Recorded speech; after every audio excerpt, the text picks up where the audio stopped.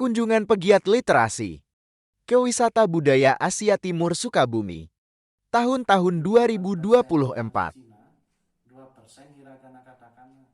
Itu tuh bukan berarti langsung nakut-nakutin. Ngasih tau itu memang asli aturan dari orang Jepang aslinya harus kayak gitu. Kalau di negara asal ya. Di negara asal. Cuman di Indonesia diturunkan sedikit standarnya, jadi tidak harus dipaksain sama dengan negara asal.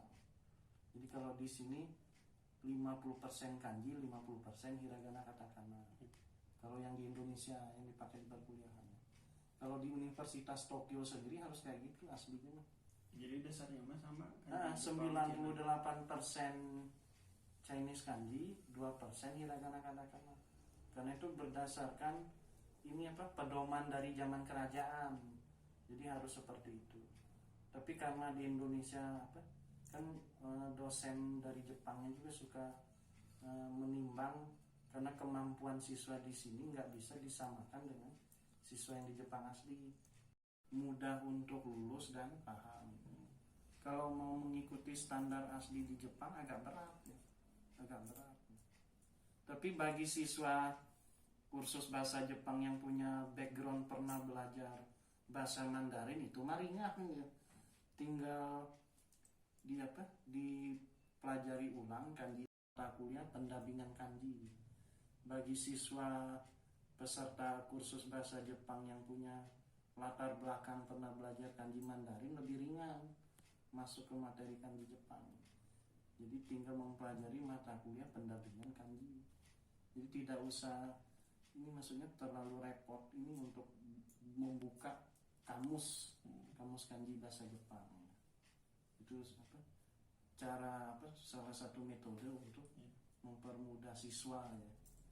Itu kalau yang terjadi di BINUS waktu masa belajar 15 kanji naik ya. Sampai sehari itu bisa mendekati 100 kanji Jadi kalau dicicil sampai puluhan tahun itu bisa ratusan ribu gitu kan. Bahkan bisa jutaan kayak gitu. Soalnya kalau kita mendadak ngapalin langsung kebanyakan kita nggak kuat. Sistemnya dikredit menghafalnya tuh di pertama. Tahun baru Chinese kan.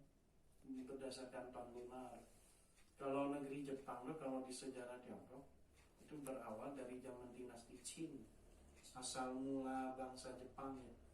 Kaisar Qin Shi Huang yang mendirikan tembok besar Cina. Nah itu awal mula munculnya bangsa Jepang. Kalau bangsa Korea itu dari mulai dinasti Qin tahun 1115 Masehi. Itu awal mula munculnya bangsa Korea. Jadi mereka tuh dulunya memang asli dari negeri Tiongkok, cuman karena berbeda paham di pemerintahan jadi berpisah. Jadi yang orang-orang dinasti Qin tuh keluar dari Tiongkok dan ini menemukan sebuah pulau kosong yang sekarang jadi negara Jepang. Dulunya gunung berapi semua pulau. Tapi kan udah ada itu suku Ainu. Gitu. Aslinya kan suku Ainu ya. Asli orang Jepang itu sebenarnya kerdil-kerdil. Aslinya penduduk asli. Kenapa sekarang kayak orang Barat kan? Mereka tuh ada yang nikah sama orang asing, terus tinggal di Jepang gitu. Itu penanggalan ya? Penanggalan ini kalender lunar khas Cina zaman dulu.